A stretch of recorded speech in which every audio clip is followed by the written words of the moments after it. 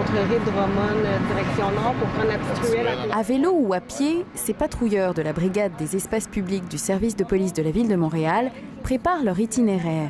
Leur mandat, sillonner les rues du centre-ville et intervenir en matière d'incivilité et de vente de stupéfiants. Les policiers vont sur le terrain à la rencontre de gens qui présentent quand même une certaine vulnérabilité, donc des gens en situation d'itinérance, en crise ou dont l'état mental est perturbé. Et leur réponse devient un peu plus humaine. Une bonne initiative selon ce militant qui défend les droits des sans-abri et qui affirme que des problèmes liés aux interventions de cette brigade persistent depuis sa création il y a 4 ans. Il espère un réel changement de cap. Trop souvent, c'est qu'il y avait des interventions qui étaient parfois abusives, du bris de matériel de consommation, de la saisie du matériel, du vidage de canettes de bière, des contraventions qui sont remises alors que les gens sont sans abri. Ce n'est pas la solution.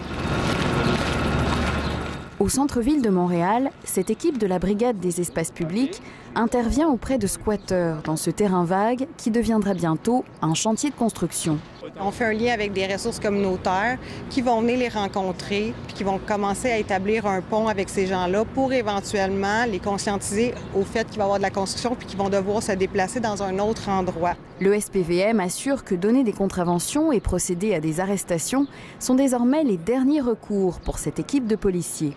Mais pour ce sans-abri, les policiers devraient parfois se montrer plus compréhensifs et plus tolérants. J'ai 5000 $ d'étiquette de squeegee, j'ai 5000 $ d'étiquette de STM pour sauter le métro. Fait que quand ces gens-là me débarquent d'un coin ou que je mange l'étiquette qui savent que je ne serai pas capable de payer, c'est complètement inutile. T'sais. Selon certains intervenants, il faudrait plus de formation et une meilleure collaboration avec des organismes qui viennent en aide aux personnes les plus démunies. Je pense surtout aux nouvelles recrues qui ont très peu d'expérience. C'est vraiment le bon moment pour les former, mais il faut que la formation soit continue. Il est difficile pour l'instant de dresser un bilan des premiers mois d'action de cette nouvelle équipe, mais de façon générale, cette initiative du SPVM semble bien accueillie par les sans-abri et par les organismes qui les aident. Ici Florence Guénaud, Radio-Canada, Montréal.